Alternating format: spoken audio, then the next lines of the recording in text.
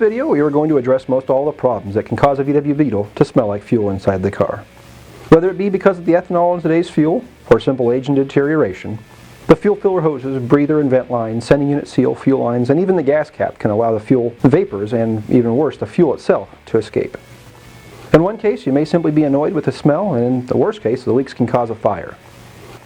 Because we are working with gasoline, it is important to do this job in a well-ventilated area. And we shouldn't have to remind you that gasoline is flammable, so please, no open flames and keep a fire extinguisher handy. We will start at the top of the fuel system by simply replacing the gas cap and work our way back to the carburetor. And with the old gas cap off, we can see some cracks in the seal, so it wasn't exactly a bad idea. Then with the hood open, pull off the fuel tank filler breather and vent line. Our hose is well worn and not held in tightly, so we can pull it off by hand despite the original clamps being intact. With the hose pulled off as an assembly, twist the original clamps with a pair of pliers to break them, and with all the clamps removed, save the breather tee and toss the rest. Next, the fuel filler hoses and steel sleeve can be removed by loosening the hose clamps and twisting the hoses off the tank, the body filler, and the sleeve. Now with a small section of breather hose at the top of the breather and a longer section at the bottom, mock up the hose and ensure that the hose will not be kinked when run from the vent port on the filler to the port of the tank. Mark both ends of the hoses and cut them to length. Then install on the new hose clamps and press the hose ends into place at the body and the tank. Make sure that the breather tee points up and then tighten all the hose clamps. Now install the fuel filler hoses. Note that the new hose section comes in one long piece and will need to be cut in half. Slide the hose clamps in place over the two filler hoses. Push one section onto the filler port at the fuel tank and slide the steel sleeve into that hose. Then slide the other section of hose onto the sleeve and position it in line under the filler port, and then slide the hose into place at the body.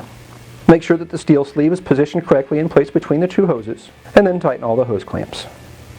Next, the vent hose can be attached to the tee, and then routed up in a loop, and routed around the back side of the fuel tank, and cut to length, and slid in place on the vent port on the side of the tank. The last item on the top side of the tank to address is the fuel tank sending unit seal. Make sure the top of the tank is clean, as you don't want the dirt or debris to drop into the tank. Disconnect the sending unit wire, unscrew the 5 screws and remove them along with their washers and set them aside. Remove the sending unit, noting that the lever on the sending unit points to the driver's side of the car. Discard the old gasket from the sending unit and set the new gasket in place, noting the orientation of the screw holes. The holes are not symmetrical, so the gasket will not line up with the holes on the tank unless it's turned to the proper position. Reinstall the sending unit and thread the 5 screws with the washers in place and tighten them. Reconnect the sending unit wire, and all the work in the trunk is complete. The next step is underneath the fuel tank. It's going to be easiest to jack up the front or right side of the car so you can pull off the right side front wheel. Make sure to use wheel chocks and jack stands whenever you jack up your VW. And an old rag or fuel-safe drain pan is also helpful to catch any leaking fuel. And with the wheel off, we can see the existing hose is seeping at the tank outlet. Since our tank is currently full, we will have to be as quick as possible when we're changing this hose. First, we have a new replacement hose about 12 inches long, ready to install with clamps slid in place. With an appropriate size bolt, or in our case a nut driver bit ready, we loosen the clamp from the old hose at the chassis and remove the hose. Stick the bolt or bit in place to keep the hose from leaking too much. After seeing that the fuel line to chassis grommet is in place and in good shape, the new hose is slid onto the steel line at the chassis and the clamp can be tightened. Next comes the tricky part. Loosen the clamp at the fuel tank, pull off the old fuel hose as quickly as possible, and slide the new hose into place and tighten that clamp. You can see here that there will be fuel spilt afterwards, so keep an old rag or two handy for cleaning up. Reinstall the wheel and lower the car back down. And then move around to the rear of the car, and after chalking the appropriate wheels, jack up the left side or the rear of the car and set it on jack stands, so you can access the fuel line at the rear left of the chassis next to the transmission. At this point, every fuel hose you pull off will probably have fuel in it, so have some rags or a drain pan ready.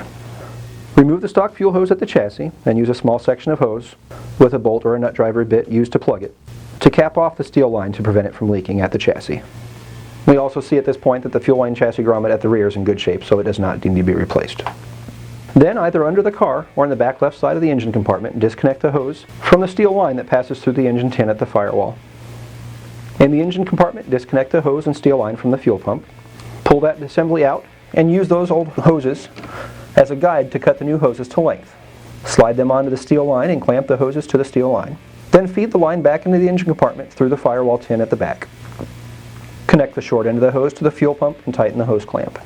Then back underneath the car, slide a hose clamp in place on the new hose. Then pull the plug off the fuel line at the chassis and push the new hose on and tighten the hose clamp. Now the car can either be pulled off jack stands or after the job is complete in the engine compartment, as nothing else needs to be done underneath the car. In the engine compartment, disconnect the fuel hose leading to the carburetor from the fuel pump. In our case, we just installed a new carburetor a few weeks ago, so we know the hose from the filter to the carb is in good shape. Otherwise, we would disconnect the hose from the carburetor at this point, and then with the new fuel filter clamped in place on the feed line to the carburetor, the new fuel hose is clamped to the fuel pump. Clean up any excess fuel that may have spilt and double check for any leaks at all the fuel lines. Then start the engine and check again for any leaks. Make it a point to check and replace the fuel lines under the car and in the engine compartment once a year. The hose is inexpensive enough and well worth not having to deal with the smell or risk of leaking fuel.